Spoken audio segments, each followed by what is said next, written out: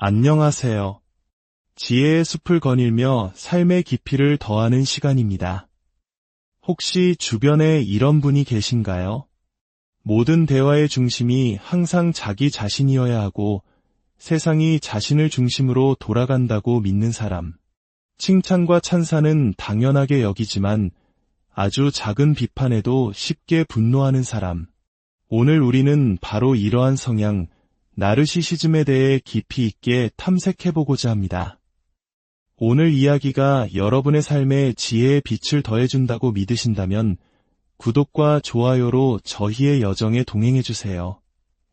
여러분의 영혼에 평화가 깃들기를 기원합니다. 나르시시즘.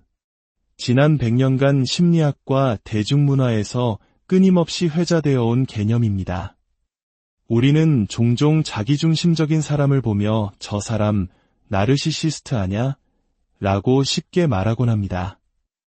하지만 이 단어 뒤에는 생각보다 훨씬 더 복잡하고 깊은 심리적 배경이 숨어 있습니다.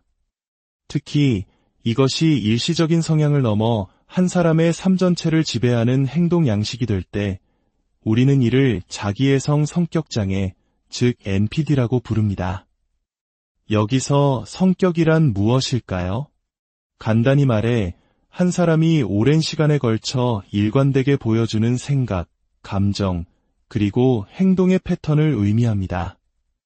우리의 인격이라고도 할 수 있죠. 그렇다면 장애는 무엇일까요? 말 그대로 정상적인 질서에서 벗어난 상태를 뜻합니다. 즉, 그 사람의 성격 패턴이 사회의 일반적인 기준에서 크게 벗어나 본인과 타인에게 지속적인 고통과 어려움을 야기하는 상태를 말합니다. 따라서 자기애성 성격장애는 자기 자신에 대한 사랑이 건강한 수준을 넘어 타인을 해치고 관계를 파괴하는 부정적인 양상으로 나타나는 성격적 문제를 의미합니다. 그렇다면 나르시시스트의 내면 세계는 어떤 모습일까요? 그들의 모든 관심은 오직 자기 자신에게만 향해 있습니다. 물론 자신을 아끼고 사랑하는 것은 건강한 삶의 필수 요소입니다. 우리 한국 문화에서도 스스로를 귀하게 여기는 마음을 중요하게 생각하죠. 하지만 나르시시스트의 자기 사랑은 다릅니다. 그것은 타인의 희생을 발판 삼아 세워진 위태로운 성과 같습니다. 그들은 끊임없이 타인의 찬사와 인정을 갈구합니다. 마음속 깊은 곳에서 이렇게 외치고 있죠.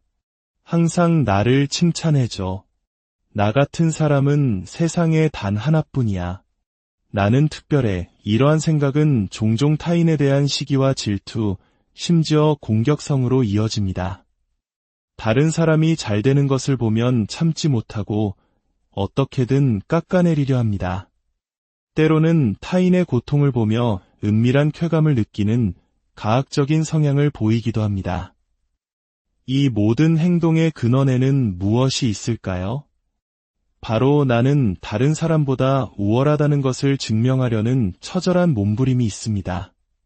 하지만 놀랍게도 이러한 과장된 우월감은 사실 극심한 열등감의 또 다른 얼굴입니다. 심리학자 알프레드 아들러가 말했듯 가장 시끄럽게 자신의 우월함을 외치는 사람이야말로 가장 깊은 열등감에 시달리는 사람일 수 있습니다. 그들의 화려하고 거만한 모습은 내면의 연약하고 초라한 자아를 감추기 위한 갑옷에 불과한 것이죠. 그렇기에 그들은 비판을 견디지 못합니다. 자신의 완벽함에 작은 흠집이라도 나는 것을 용납할 수 없기 때문입니다. 자기 성찰이란 그들에게 존재하지 않는 개념입니다. 타인의 감정에 공감하는 능력 또한 거의 찾아볼 수 없습니다. 그들은 타인의 입장에서 생각하는 법을 알지 못하며 오직 자신의 감정과 욕구만이 중요할 뿐입니다. 하지만 여기서 중요한 점이 있습니다. 우리 모두는 어느 정도 나르시시즘적인 성향을 가지고 있습니다. 때로는 이기적이고 때로는 타인의 인정에 목마르기도 하죠.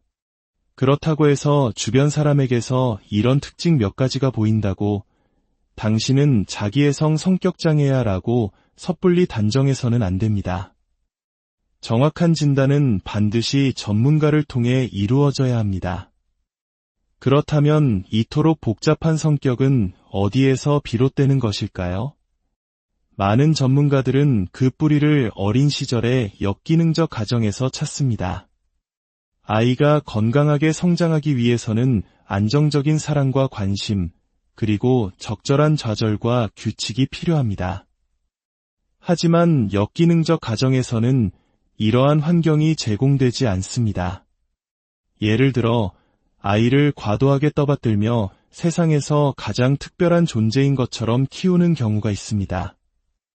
한국의 부모님들 중에서도 우리 아이가 최고라며 무조건적인 칭찬과 기대를 쏟아붓는 경우가 있죠. 이런 환경에서 자란 아이는 자신이 정말로 세상의 중심이며 모든 것을 가질 자격이 있다고 믿게 될 수 있습니다. 반대로 아이에게 전혀 관심을 주지 않고 방치하거나 학대하는 경우도 원인이 될 수 있습니다. 채워지지 않는 사랑과 인정에 대한 갈망이 성인이 되어서 비뚤어진 자기애로 나타나는 것입니다. 결국 너무 많거나 너무 적은 사랑, 즉 잘못된 방식의 사랑이 괴물을 만들어내는 셈입니다. 정신분석학의 창시자 지그문트 프로이트는 인간의 정신 에너지인 리비도가 건강하게는 타인이나 외부 세계로 향해야 하는데 이것이 자기 자신에게만 고착될 때 나르시시즘이 발생한다고 설명하기도 했습니다. 나르시시즘이라는 용어 자체의 유래를 거슬러 올라가면 흥미로운 그리스 신화 한 편을 만나게 됩니다. 아주 먼 옛날 세상에서 가장 아름다운 청년 나르키소스가 살고 있었습니다. 그의 아름다움은 너무나 눈부셔서 수많은 님프와 여인들이 그를 보고 사랑에 빠졌습니다. 하지만 나르키소스는 그 누구에게도 눈길을 주지 않았습니다. 그는 오직 자신의 아름다움에만 도취되어 있었고 그 어떤 사랑도 자신과 격이 맞지 않는다고 생각하며 모두를 차갑게 거절했습니다. 그 중에는 숲의 님프 에코도 있었습니다. 그녀는 나르키소스를 깊이 사랑했지만 다른 사람의 말을 메아리처럼 따라 할 수밖에 없는 저주에 걸려 있었습니다. 그녀는 자신의 사랑을 고백하지도 못한 채 나르키소스에게 냉정하게 거절당하고 슬픔 속에서 쓰러져 갔습니다. 이 모든 것을 지켜본 복수의 여신 네메시스는 나르키소스의 오만함에 분노하여 그에게 끔찍한 벌을 내립니다. 바로 그 누구도 사랑하지 못하고 오직 자기 자신과 사랑에 빠지게 되는 벌이었습니다. 어느 날 목이 말라 샘물을 마시러 간 나르키소스는 물에 비친 자신의 모습을 보게 됩니다. 그는 그 아름다움에 단번에 매혹되었고 그것이 자신의 모습인 줄도 모른 채 물속의 그림자와 사랑에 빠지고 맙니다. 그는 그림자를 만지려 손을 뻗었지만 잡히지 않았고 그저 바라만 보다가 결국 샘물에 빠져 죽고 말았습니다. 그가 죽은 자리에서는 수선화, 즉 나르키소스 꽃이 피어났다고 합니다. 이 신화는 나르시시즘의 핵심을 정확히 꿰뚫고 있습니다. 타인을 사랑할 능력을 잃고 오직 공허한 자기 자신과 사랑에 빠져 결국 파멸에 이르는 비극. 이것이 바로 나르시시즘의 본질입니다. 나르시시즘은 개인의 문제를 넘어 집단적인 형태로 나타나기도 합니다. 특정 사회나 집단이 자신들의 문화, 신념, 방식만이 최고라고 믿으며 다른 집단을 무시하고 폄하하는 것, 이 또한 집단적 나르시시즘이라 할 수 있습니다. 특히 우리가 주목해야 할 것은 나르시시스트와의 관계가 어떻게 진행되는가 하는 점입니다. 그들과의 관계는 예측 가능한 패턴을 따르는 경우가 많습니다. 첫 번째 단계는 사랑 폭격입니다. 관계의 시작에서 그들은 당신이 세상에서 가장 특별하고 완벽한 사람인 것처럼 대합니다. 마치 한국 드라마의 남자 주인공처럼 하늘의 별이라도 따다 줄게와 같은 달콤한 말과 과도한 칭찬, 선물을 쏟아붓습니다. 당신은 이 세상에 나를 이토록 사랑해주는 사람은 없을 것이라고 믿게 되며 그들의 매력에 완전히 빠져듭니다. 하지만 이 황홀한 시간은 길지 않습니다.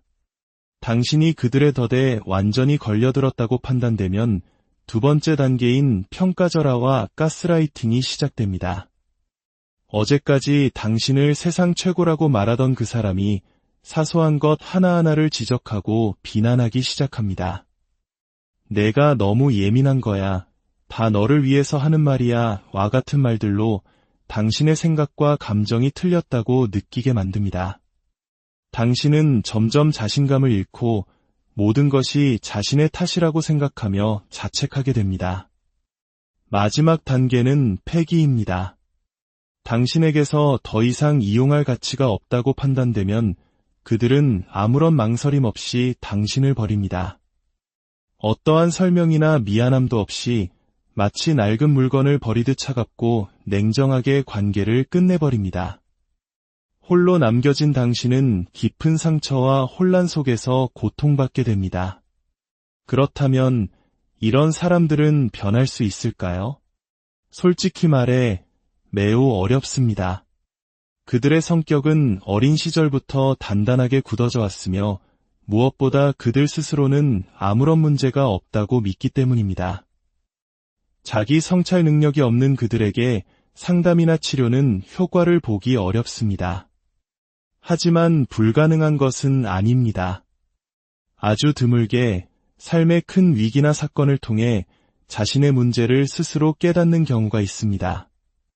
스스로 변화의 필요성을 절실히 느끼고 도움을 구한다면 인지행동 치료나 심리상담, 역할극 치료 등을 통해 조금씩 긍정적인 변화를 이끌어낼 수도 있습니다. 특히 상대방의 입장이 되어보는 역할극은 공감 능력을 키우는 데 도움이 될 수 있습니다. 오늘 우리는 나르시시즘이라는 복잡한 인간 심리의 한 단면을 살펴보았습니다. 이 이야기는 누군가를 비난하고 낙인 찍기 위함이 아닙니다. 우리 자신과 주변 사람들을 더 깊이 이해하고 건강하지 못한 관계로부터 스스로를 보호하는 지혜를 얻기 위함입니다. 진정한 자기 사랑은 타인을 짓밟는 것이 아니라 있는 그대로의 나를 받아들이고 타인과 더불어 살아가는 것에서 시작됨을 기억해야 합니다.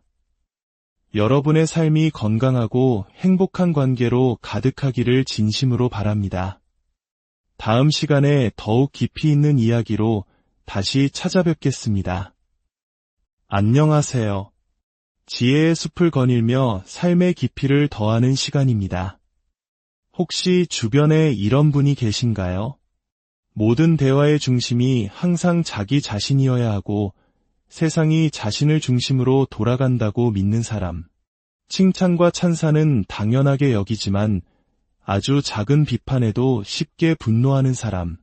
오늘 우리는 바로 이러한 성향, 나르시시즘에 대해 깊이 있게 탐색해보고자 합니다. 오늘 이야기가 여러분의 삶에 지혜의 빛을 더해준다고 믿으신다면 구독과 좋아요로 저희의 여정에 동행해주세요. 여러분의 영혼에 평화가 깃들기를 기원합니다. 나르시시즘. 지난 100년간 심리학과 대중문화에서 끊임없이 회자되어 온 개념입니다. 우리는 종종 자기중심적인 사람을 보며 저 사람 나르시시스트 아냐? 라고 쉽게 말하곤 합니다. 하지만 이 단어 뒤에는 생각보다 훨씬 더 복잡하고 깊은 심리적 배경이 숨어 있습니다. 특히 이것이 일시적인 성향을 넘어 한 사람의 삶 전체를 지배하는 행동 양식이 될 때 우리는 이를 자기애성 성격장애, 즉 NPD라고 부릅니다. 여기서 성격이란 무엇일까요? 간단히 말해 한 사람이 오랜 시간에 걸쳐 일관되게 보여주는 생각, 감정, 그리고 행동의 패턴을 의미합니다. 우리의 인격이라고도 할 수 있죠. 그렇다면 장애는 무엇일까요? 말 그대로 정상적인 질서에서 벗어난 상태를 뜻합니다. 즉, 그 사람의 성격 패턴이 사회의 일반적인 기준에서 크게 벗어나 본인과 타인에게 지속적인 고통과 어려움을 야기하는 상태를 말합니다. 따라서 자기애성 성격장애는 자기 자신에 대한 사랑이 건강한 수준을 넘어 타인을 해치고 관계를 파괴하는 부정적인 양상으로 나타나는 성격적 문제를 의미합니다. 그렇다면 나르시시스트의 내면 세계는 어떤 모습일까요? 그들의 모든 관심은 오직 자기 자신에게만 향해 있습니다. 물론 자신을 아끼고 사랑하는 것은 건강한 삶의 필수 요소입니다. 우리 한국 문화에서도 스스로를 귀하게 여기는 마음을 중요하게 생각하죠. 하지만 나르시시스트의 자기 사랑은 다릅니다. 그것은 타인의 희생을 발판 삼아 세워진 위태로운 성과 같습니다. 그들은 끊임없이 타인의 찬사와 인정을 갈구합니다. 마음속 깊은 곳에서 이렇게 외치고 있죠. 항상 나를 칭찬해줘. 나 같은 사람은 세상에 단 하나뿐이야. 나는 특별해. 이러한 생각은 종종 타인에 대한 시기와 질투, 심지어 공격성으로 이어집니다. 다른 사람이 잘 되는 것을 보면 참지 못하고 어떻게든 깎아내리려 합니다. 때로는 타인의 고통을 보며 은밀한 쾌감을 느끼는 가학적인 성향을 보이기도 합니다. 이 모든 행동의 근원에는 무엇이 있을까요? 바로 나는 다른 사람보다 우월하다는 것을 증명하려는 처절한 몸부림이 있습니다. 하지만 놀랍게도 이러한 과장된 우월감은 사실 극심한 열등감의 또 다른 얼굴입니다. 심리학자 알프레드 아들러가 말했듯 가장 시끄럽게 자신의 우월함을 외치는 사람이야말로 가장 깊은 열등감에 시달리는 사람일 수 있습니다. 그들의 화려하고 거만한 모습은 내면의 연약하고 초라한 자아를 감추기 위한 갑옷에 불과한 것이죠. 그렇기에 그들은 비판을 견디지 못합니다. 자신의 완벽함에 작은 흠집이라도 나는 것을 용납할 수 없기 때문입니다. 자기 성찰이란 그들에게 존재하지 않는 개념입니다. 타인의 감정에 공감하는 능력 또한 거의 찾아볼 수 없습니다. 그들은 타인의 입장에서 생각하는 법을 알지 못하며 오직 자신의 감정과 욕구만이 중요할 뿐입니다. 하지만 여기서 중요한 점이 있습니다. 우리 모두는 어느 정도 나르시시즘적인 성향을 가지고 있습니다. 때로는 이기적이고 때로는 타인의 인정에 목마르기도 하죠. 그렇다고 해서 주변 사람에게서 이런 특징 몇 가지가 보인다고 당신은 자기애성 성격장애야 라고 섣불리 단정해서는 안 됩니다. 정확한 진단은 반드시 전문가를 통해 이루어져야 합니다. 그렇다면 이토록 복잡한 성격은 어디에서 비롯되는 것일까요? 많은 전문가들은 그 뿌리를 어린 시절의 역기능적 가정에서 찾습니다. 아이가 건강하게 성장하기 위해서는 안정적인 사랑과 관심, 그리고 적절한 좌절과 규칙이 필요합니다. 하지만 역기능적 가정에서는 이러한 환경이 제공되지 않습니다. 예를 들어 아이를 과도하게 떠받들며 세상에서 가장 특별한 존재인 것처럼 키우는 경우가 있습니다. 한국의 부모님들 중에서도 우리 아이가 최고라며 무조건적인 칭찬과 기대를 쏟아붓는 경우가 있죠. 이런 환경에서 자란 아이는 자신이 정말로 세상의 중심이며 모든 것을 가질 자격이 있다고 믿게 될 수 있습니다. 반대로 아이에게 전혀 관심을 주지 않고 방치하거나 학대하는 경우도 원인이 될 수 있습니다. 채워지지 않는 사랑과 인정에 대한 갈망이 성인이 되어서 비뚤어진 자기애로 나타나는 것입니다. 결국 너무 많거나 너무 적은 사랑, 즉 잘못된 방식의 사랑이 괴물을 만들어내는 셈입니다.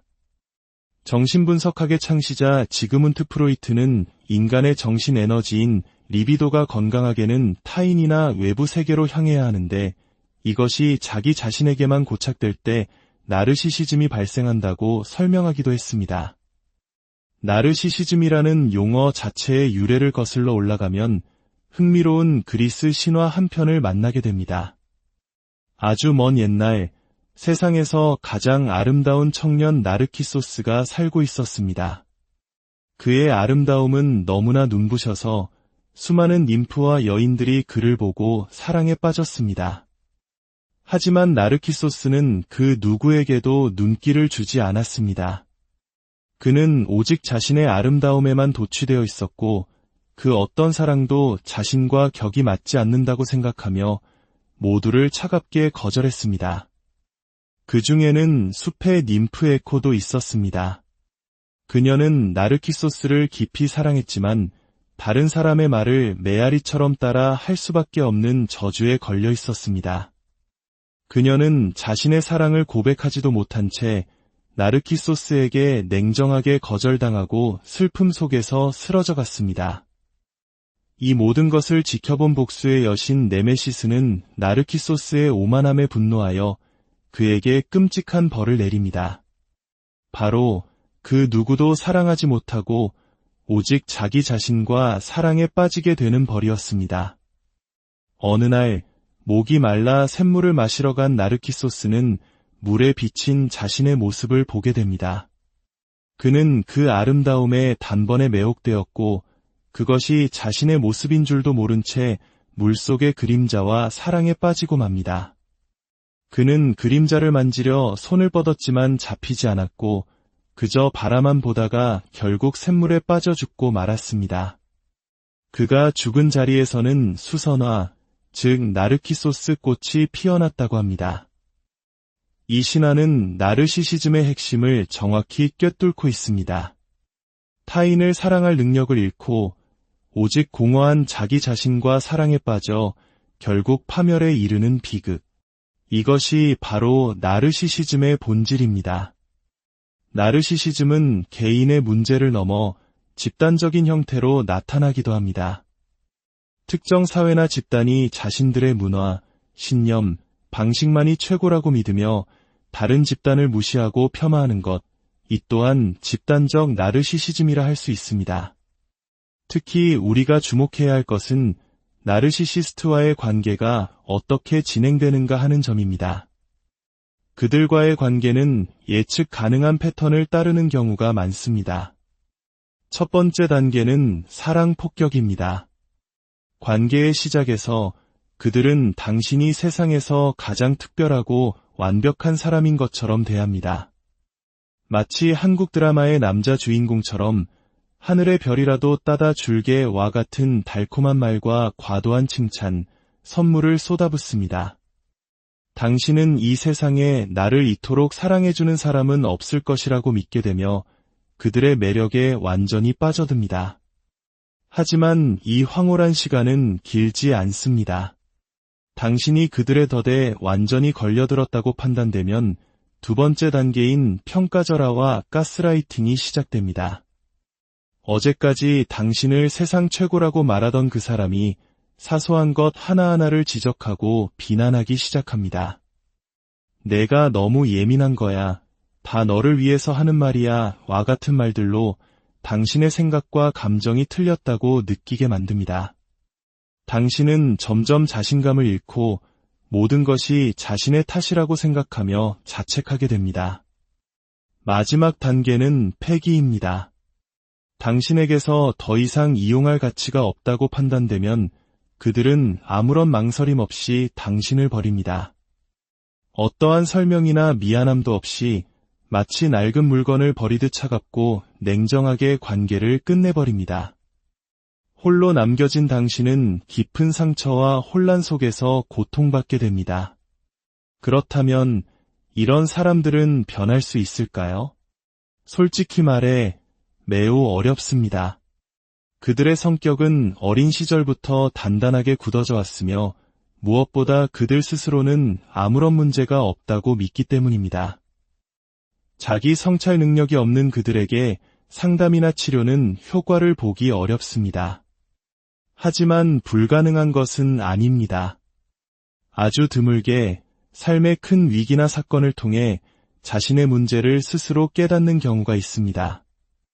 스스로 변화의 필요성을 절실히 느끼고 도움을 구한다면 인지행동 치료나 심리상담, 역할극 치료 등을 통해 조금씩 긍정적인 변화를 이끌어낼 수도 있습니다. 특히 상대방의 입장이 되어보는 역할극은 공감 능력을 키우는 데 도움이 될 수 있습니다. 오늘 우리는 나르시시즘이라는 복잡한 인간 심리의 한 단면을 살펴보았습니다. 이 이야기는 누군가를 비난하고 낙인 찍기 위함이 아닙니다.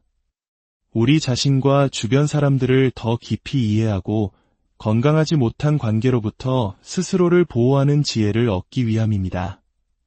진정한 자기사랑은 타인을 짓밟는 것이 아니라 있는 그대로의 나를 받아들이고 타인과 더불어 살아가는 것에서 시작됨을 기억해야 합니다. 여러분의 삶이 건강하고 행복한 관계로 가득하기를 진심으로 바랍니다. 다음 시간에 더욱 깊이 있는 이야기로 다시 찾아뵙겠습니다. 안녕하세요. 지혜의 숲을 거닐며 삶의 깊이를 더하는 시간입니다. 혹시 주변에 이런 분이 계신가요? 모든 대화의 중심이 항상 자기 자신이어야 하고 세상이 자신을 중심으로 돌아간다고 믿는 사람. 칭찬과 찬사는 당연하게 여기지만 아주 작은 비판에도 쉽게 분노하는 사람.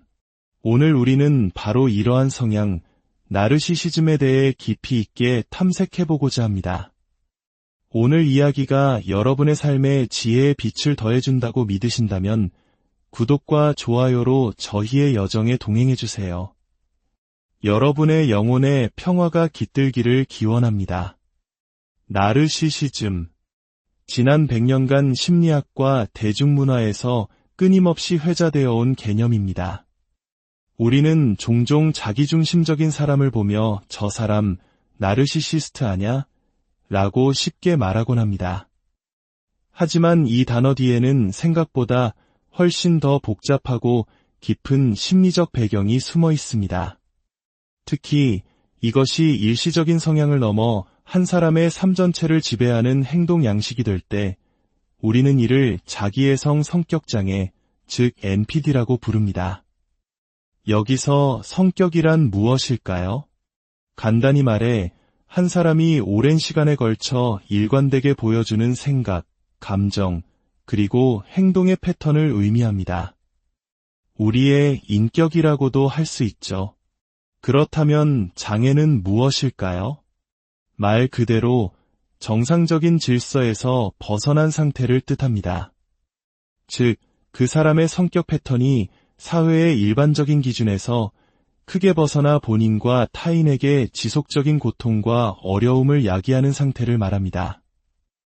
따라서 자기애성 성격장애는 자기 자신에 대한 사랑이 건강한 수준을 넘어 타인을 해치고 관계를 파괴하는 부정적인 양상으로 나타나는 성격적 문제를 의미합니다. 그렇다면 나르시시스트의 내면 세계는 어떤 모습일까요? 그들의 모든 관심은 오직 자기 자신에게만 향해 있습니다. 물론 자신을 아끼고 사랑하는 것은 건강한 삶의 필수 요소입니다. 우리 한국 문화에서도 스스로를 귀하게 여기는 마음을 중요하게 생각하죠. 하지만 나르시시스트의 자기 사랑은 다릅니다. 그것은 타인의 희생을 발판 삼아 세워진 위태로운 성과 같습니다. 그들은 끊임없이 타인의 찬사와 인정을 갈구합니다. 마음속 깊은 곳에서 이렇게 외치고 있죠. 항상 나를 칭찬해줘. 나 같은 사람은 세상에 단 하나뿐이야. 나는 특별해. 이러한 생각은 종종 타인에 대한 시기와 질투, 심지어 공격성으로 이어집니다. 다른 사람이 잘 되는 것을 보면 참지 못하고 어떻게든 깎아내리려 합니다. 때로는 타인의 고통을 보며 은밀한 쾌감을 느끼는 가학적인 성향을 보이기도 합니다. 이 모든 행동의 근원에는 무엇이 있을까요? 바로 나는 다른 사람보다 우월하다는 것을 증명하려는 처절한 몸부림이 있습니다. 하지만 놀랍게도 이러한 과장된 우월감은 사실 극심한 열등감의 또 다른 얼굴입니다. 심리학자 알프레드 아들러가 말했듯 가장 시끄럽게 자신의 우월함을 외치는 사람이야말로 가장 깊은 열등감에 시달리는 사람일 수 있습니다. 그들의 화려하고 거만한 모습은 내면의 연약하고 초라한 자아를 감추기 위한 갑옷에 불과한 것이죠. 그렇기에 그들은 비판을 견디지 못합니다. 자신의 완벽함에 작은 흠집이라도 나는 것을 용납할 수 없기 때문입니다. 자기 성찰이란 그들에게 존재하지 않는 개념입니다. 타인의 감정에 공감하는 능력 또한 거의 찾아볼 수 없습니다. 그들은 타인의 입장에서 생각하는 법을 알지 못하며 오직 자신의 감정과 욕구만이 중요할 뿐입니다. 하지만 여기서 중요한 점이 있습니다. 우리 모두는 어느 정도 나르시시즘적인 성향을 가지고 있습니다. 때로는 이기적이고 때로는 타인의 인정에 목마르기도 하죠. 그렇다고 해서 주변 사람에게서 이런 특징 몇 가지가 보인다고 당신은 자기애성 성격장애야 라고 섣불리 단정해서는 안 됩니다. 정확한 진단은 반드시 전문가를 통해 이루어져야 합니다. 그렇다면 이토록 복잡한 성격은 어디에서 비롯되는 것일까요? 많은 전문가들은 그 뿌리를 어린 시절의 역기능적 가정에서 찾습니다. 아이가 건강하게 성장하기 위해서는 안정적인 사랑과 관심, 그리고 적절한 좌절과 규칙이 필요합니다. 하지만 역기능적 가정에서는 이러한 환경이 제공되지 않습니다. 예를 들어 아이를 과도하게 떠받들며 세상에서 가장 특별한 존재인 것처럼 키우는 경우가 있습니다. 한국의 부모님들 중에서도 우리 아이가 최고라며 무조건적인 칭찬과 기대를 쏟아붓는 경우가 있죠. 이런 환경에서 자란 아이는 자신이 정말로 세상의 중심이며 모든 것을 가질 자격이 있다고 믿게 될 수 있습니다. 반대로 아이에게 전혀 관심을 주지 않고 방치하거나 학대하는 경우도 원인이 될 수 있습니다. 채워지지 않는 사랑과 인정에 대한 갈망이 성인이 되어서 비뚤어진 자기애로 나타나는 것입니다. 결국 너무 많거나 너무 적은 사랑, 즉 잘못된 방식의 사랑이 괴물을 만들어내는 셈입니다. 정신분석학의 창시자 지그문트 프로이트는 인간의 정신 에너지인 리비도가 건강하게는 타인이나 외부 세계로 향해야 하는데 이것이 자기 자신에게만 고착될 때 나르시시즘이 발생한다고 설명하기도 했습니다. 나르시시즘이라는 용어 자체의 유래를 거슬러 올라가면 흥미로운 그리스 신화 한 편을 만나게 됩니다. 아주 먼 옛날 세상에서 가장 아름다운 청년 나르키소스가 살고 있었습니다. 그의 아름다움은 너무나 눈부셔서 수많은 님프와 여인들이 그를 보고 사랑에 빠졌습니다. 하지만 나르키소스는 그 누구에게도 눈길을 주지 않았습니다. 그는 오직 자신의 아름다움에만 도취되어 있었고 그 어떤 사랑도 자신과 격이 맞지 않는다고 생각하며 모두를 차갑게 거절했습니다. 그 중에는 숲의 님프 에코도 있었습니다. 그녀는 나르키소스를 깊이 사랑했지만 다른 사람의 말을 메아리처럼 따라 할 수밖에 없는 저주에 걸려 있었습니다. 그녀는 자신의 사랑을 고백하지도 못한 채 나르키소스에게 냉정하게 거절당하고 슬픔 속에서 쓰러져 갔습니다. 이 모든 것을 지켜본 복수의 여신 네메시스는 나르키소스의 오만함에 분노하여 그에게 끔찍한 벌을 내립니다. 바로 그 누구도 사랑하지 못하고 오직 자기 자신과 사랑에 빠지게 되는 벌이었습니다. 어느 날 목이 말라 샘물을 마시러 간 나르키소스는 물에 비친 자신의 모습을 보게 됩니다. 그는 그 아름다움에 단번에 매혹되었고 그것이 자신의 모습인 줄도 모른 채 물속의 그림자와 사랑에 빠지고 맙니다. 그는 그림자를 만지려 손을 뻗었지만 잡히지 않았고 그저 바라만 보다가 결국 샘물에 빠져 죽고 말았습니다. 그가 죽은 자리에서는 수선화, 즉 나르키소스 꽃이 피어났다고 합니다. 이 신화는 나르시시즘의 핵심을 정확히 꿰뚫고 있습니다. 타인을 사랑할 능력을 잃고 오직 공허한 자기 자신과 사랑에 빠져 결국 파멸에 이르는 비극. 이것이 바로 나르시시즘의 본질입니다.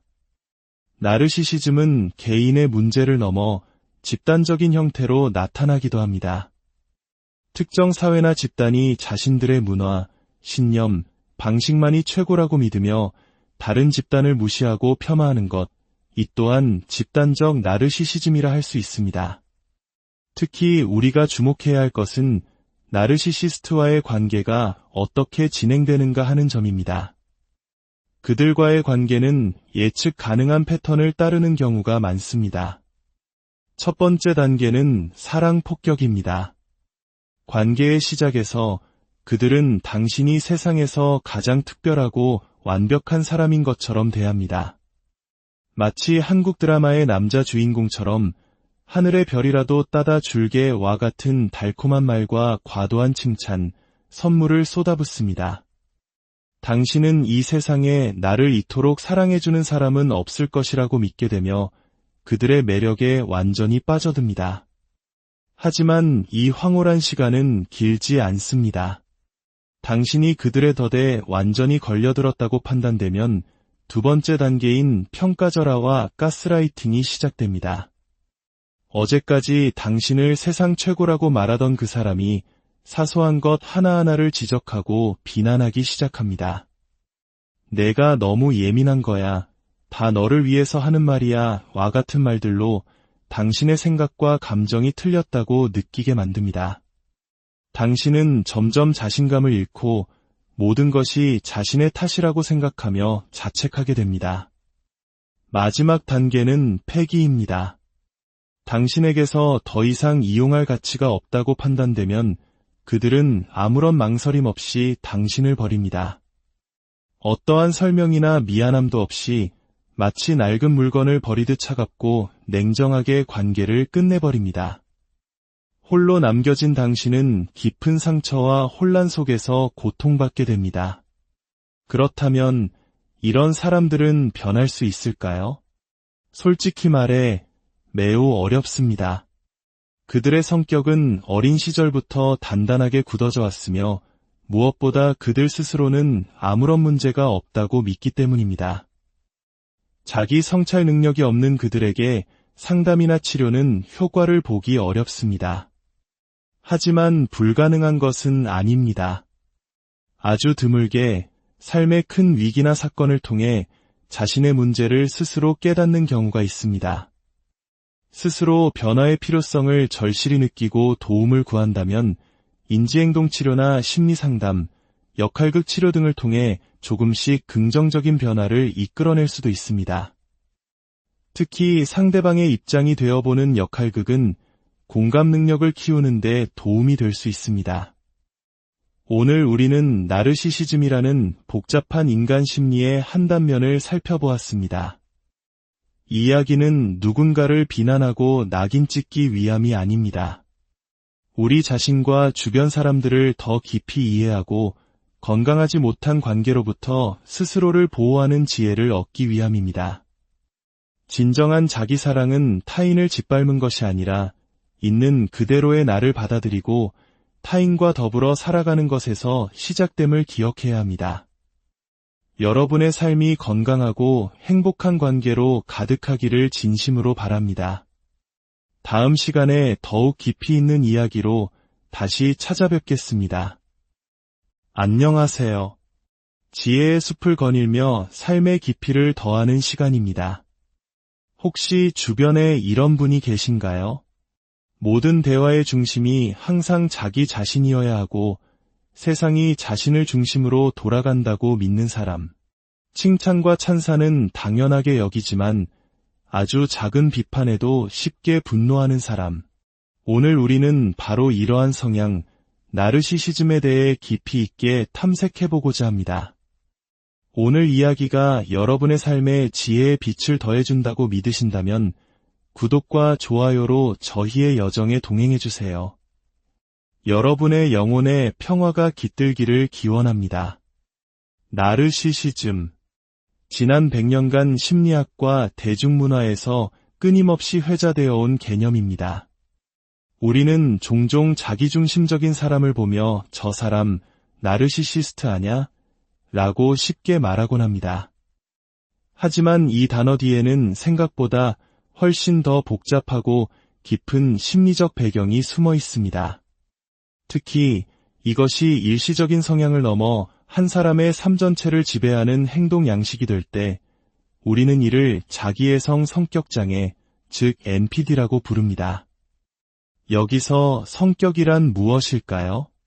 간단히 말해 한 사람이 오랜 시간에 걸쳐 일관되게 보여주는 생각, 감정, 그리고 행동의 패턴을 의미합니다.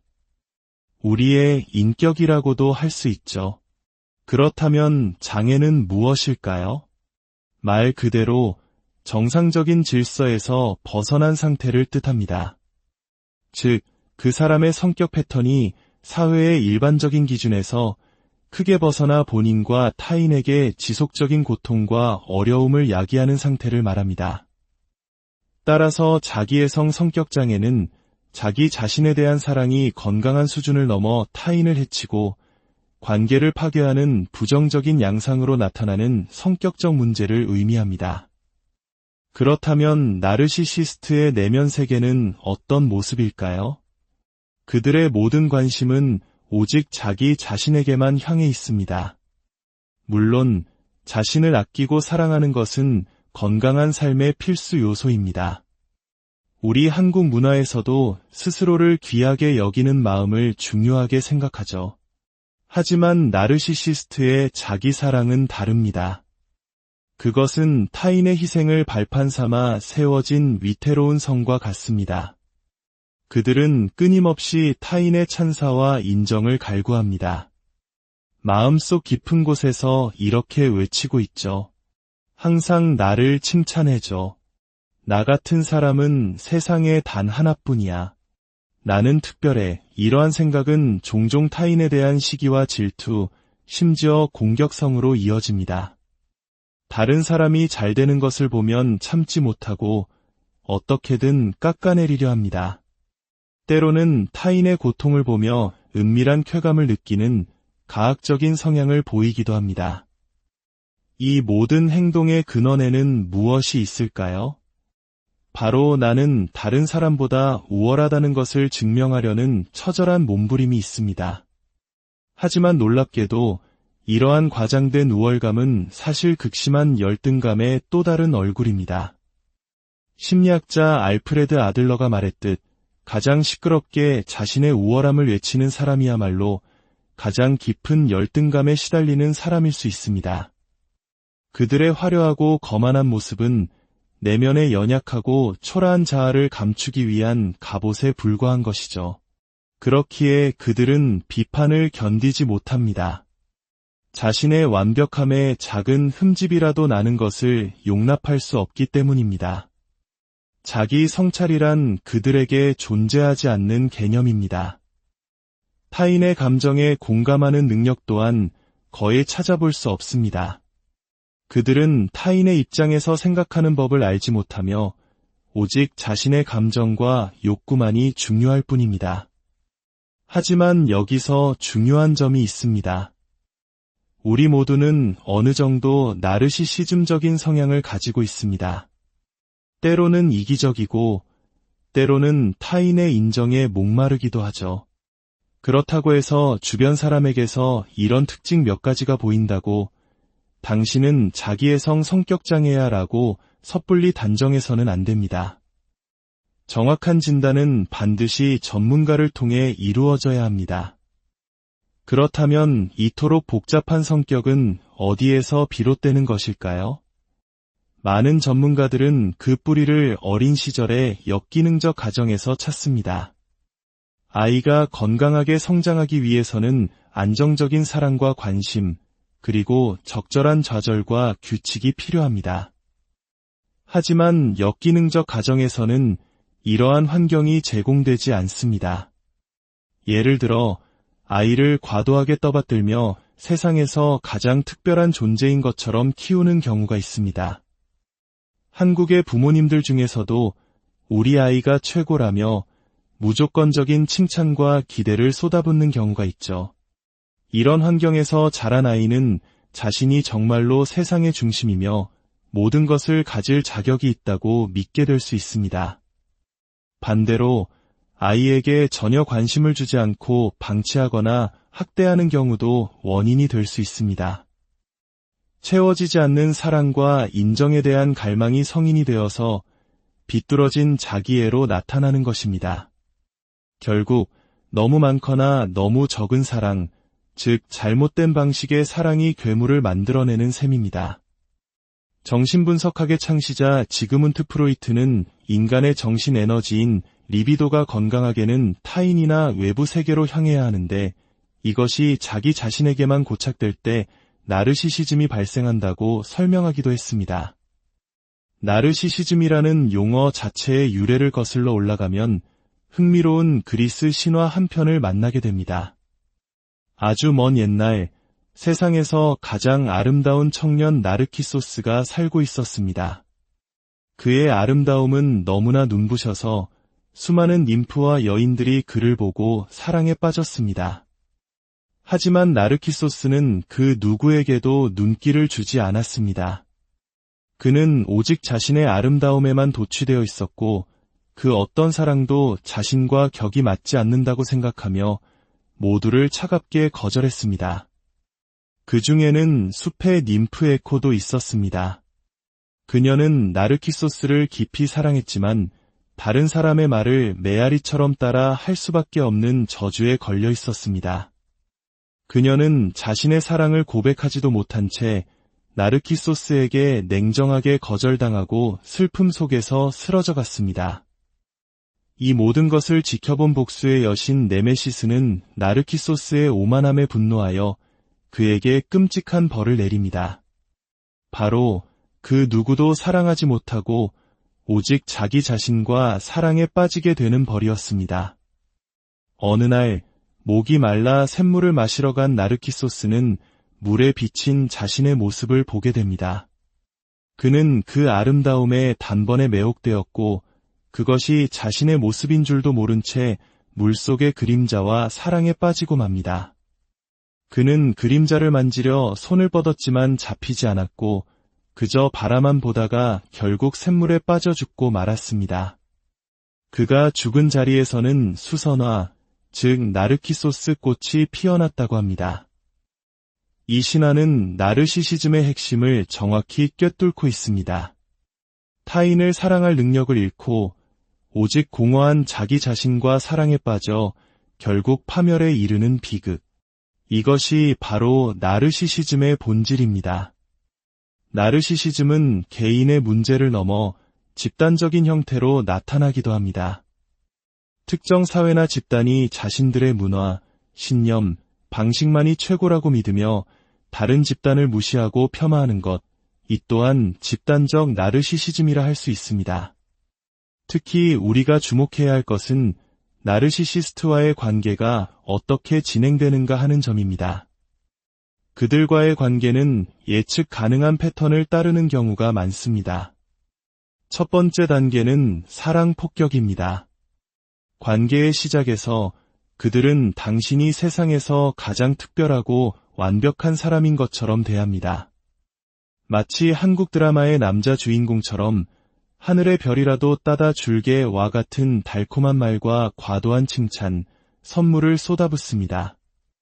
당신은 이 세상에 나를 이토록 사랑해주는 사람은 없을 것이라고 믿게 되며 그들의 매력에 완전히 빠져듭니다. 하지만 이 황홀한 시간은 길지 않습니다. 당신이 그들의 덫에 완전히 걸려들었다고 판단되면 두 번째 단계인 평가절하와 가스라이팅이 시작됩니다. 어제까지 당신을 세상 최고라고 말하던 그 사람이 사소한 것 하나하나를 지적하고 비난하기 시작합니다. 내가 너무 예민한 거야. 다 너를 위해서 하는 말이야. 와 같은 말들로 당신의 생각과 감정이 틀렸다고 느끼게 만듭니다. 당신은 점점 자신감을 잃고 모든 것이 자신의 탓이라고 생각하며 자책하게 됩니다. 마지막 단계는 폐기입니다. 당신에게서 더 이상 이용할 가치가 없다고 판단되면 그들은 아무런 망설임 없이 당신을 버립니다. 어떠한 설명이나 미안함도 없이 마치 낡은 물건을 버리듯 차갑고 냉정하게 관계를 끝내버립니다. 홀로 남겨진 당신은 깊은 상처와 혼란 속에서 고통받게 됩니다. 그렇다면 이런 사람들은 변할 수 있을까요? 솔직히 말해 매우 어렵습니다. 그들의 성격은 어린 시절부터 단단하게 굳어져 왔으며 무엇보다 그들 스스로는 아무런 문제가 없다고 믿기 때문입니다. 자기 성찰 능력이 없는 그들에게 상담이나 치료는 효과를 보기 어렵습니다. 하지만 불가능한 것은 아닙니다. 아주 드물게 삶의 큰 위기나 사건을 통해 자신의 문제를 스스로 깨닫는 경우가 있습니다. 스스로 변화의 필요성을 절실히 느끼고 도움을 구한다면 인지행동 치료나 심리상담, 역할극 치료 등을 통해 조금씩 긍정적인 변화를 이끌어낼 수도 있습니다. 특히 상대방의 입장이 되어보는 역할극은 공감 능력을 키우는 데 도움이 될 수 있습니다. 오늘 우리는 나르시시즘이라는 복잡한 인간 심리의 한 단면을 살펴보았습니다. 이 이야기는 누군가를 비난하고 낙인 찍기 위함이 아닙니다. 우리 자신과 주변 사람들을 더 깊이 이해하고 건강하지 못한 관계로부터 스스로를 보호하는 지혜를 얻기 위함입니다. 진정한 자기사랑은 타인을 짓밟는 것이 아니라 있는 그대로의 나를 받아들이고 타인과 더불어 살아가는 것에서 시작됨을 기억해야 합니다. 여러분의 삶이 건강하고 행복한 관계로 가득하기를 진심으로 바랍니다. 다음 시간에 더욱 깊이 있는 이야기로 다시 찾아뵙겠습니다. 안녕하세요. 지혜의 숲을 거닐며 삶의 깊이를 더하는 시간입니다. 혹시 주변에 이런 분이 계신가요?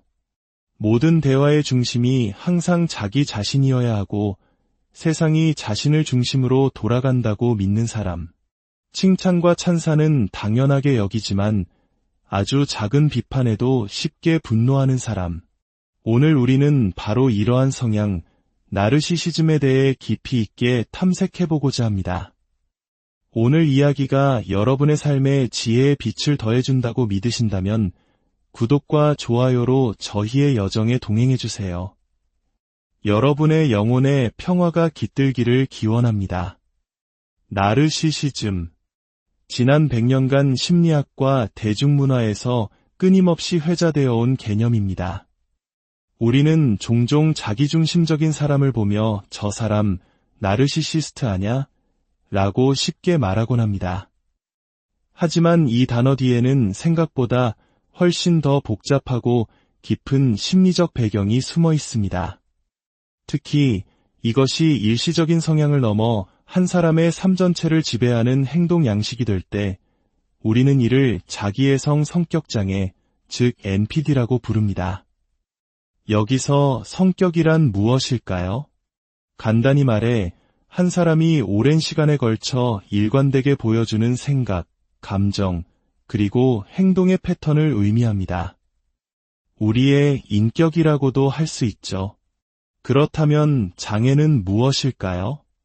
말 그대로 정상적인 질서에서 벗어난 상태를 뜻합니다.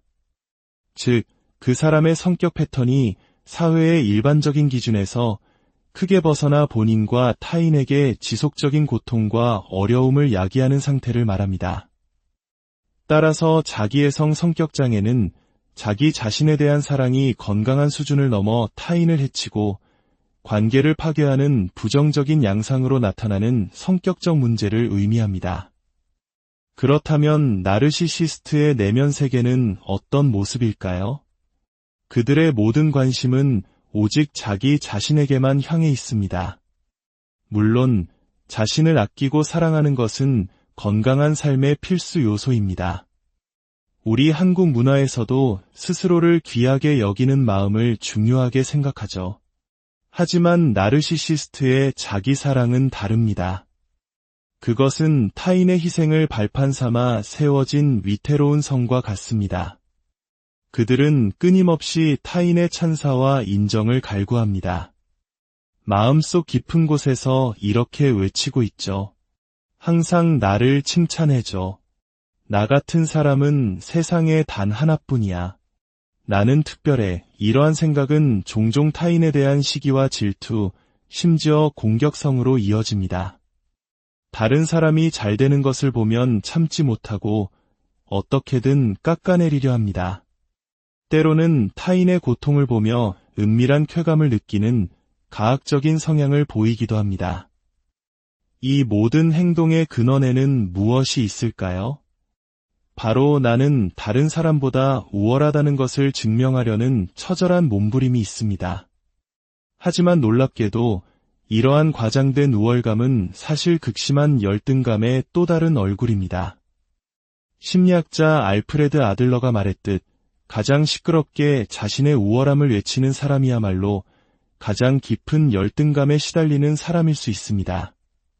그들의 화려하고 거만한 모습은 내면의 연약하고 초라한 자아를 감추기 위한 갑옷에 불과한 것이죠. 그렇기에 그들은 비판을 견디지 못합니다. 자신의 완벽함에 작은 흠집이라도 나는 것을 용납할 수 없기 때문입니다.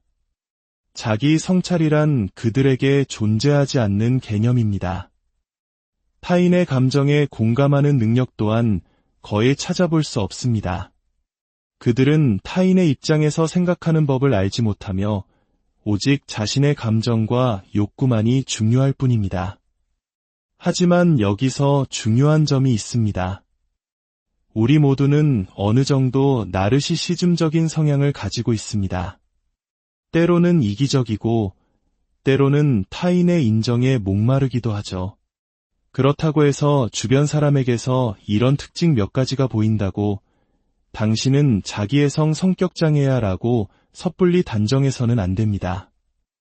정확한 진단은 반드시 전문가를 통해 이루어져야 합니다. 그렇다면 이토록 복잡한 성격은 어디에서 비롯되는 것일까요? 많은 전문가들은 그 뿌리를 어린 시절의 역기능적 가정에서 찾습니다. 아이가 건강하게 성장하기 위해서는 안정적인 사랑과 관심, 그리고 적절한 좌절과 규칙이 필요합니다. 하지만 역기능적 가정에서는 이러한 환경이 제공되지 않습니다. 예를 들어 아이를 과도하게 떠받들며 세상에서 가장 특별한 존재인 것처럼 키우는 경우가 있습니다. 한국의 부모님들 중에서도 우리 아이가 최고라며 무조건적인 칭찬과 기대를 쏟아붓는 경우가 있죠. 이런 환경에서 자란 아이는 자신이 정말로 세상의 중심이며 모든 것을 가질 자격이 있다고 믿게 될 수 있습니다. 반대로 아이에게 전혀 관심을 주지 않고 방치하거나 학대하는 경우도 원인이 될 수 있습니다. 채워지지 않는 사랑과 인정에 대한 갈망이 성인이 되어서 비뚤어진 자기애로 나타나는 것입니다. 결국 너무 많거나 너무 적은 사랑, 즉 잘못된 방식의 사랑이 괴물을 만들어내는 셈입니다. 정신분석학의 창시자 지그문트 프로이트는 인간의 정신 에너지인 리비도가 건강하게는 타인이나 외부 세계로 향해야 하는데 이것이 자기 자신에게만 고착될 때 나르시시즘이 발생한다고 설명하기도 했습니다. 나르시시즘이라는 용어 자체의 유래를 거슬러 올라가면 흥미로운 그리스 신화 한 편을 만나게 됩니다. 아주 먼 옛날 세상에서 가장 아름다운 청년 나르키소스가 살고 있었습니다. 그의 아름다움은 너무나 눈부셔서 수많은 님프와 여인들이 그를 보고 사랑에 빠졌습니다. 하지만 나르키소스는 그 누구에게도 눈길을 주지 않았습니다. 그는 오직 자신의 아름다움에만 도취되어 있었고 그 어떤 사랑도 자신과 격이 맞지 않는다고 생각하며 모두를 차갑게 거절했습니다. 그 중에는 숲의 님프 에코도 있었습니다. 그녀는 나르키소스를 깊이 사랑했지만 다른 사람의 말을 메아리처럼 따라 할 수밖에 없는 저주에 걸려 있었습니다. 그녀는 자신의 사랑을 고백하지도 못한 채 나르키소스에게 냉정하게 거절당하고 슬픔 속에서 쓰러져 갔습니다. 이 모든 것을 지켜본 복수의 여신 네메시스는 나르키소스의 오만함에 분노하여 그에게 끔찍한 벌을 내립니다. 바로 그 누구도 사랑하지 못하고 오직 자기 자신과 사랑에 빠지게 되는 벌이었습니다. 어느 날 목이 말라 샘물을 마시러 간 나르키소스는 물에 비친 자신의 모습을 보게 됩니다. 그는 그 아름다움에 단번에 매혹되었고 그것이 자신의 모습인 줄도 모른 채 물속의 그림자와 사랑에 빠지고 맙니다. 그는 그림자를 만지려 손을 뻗었지만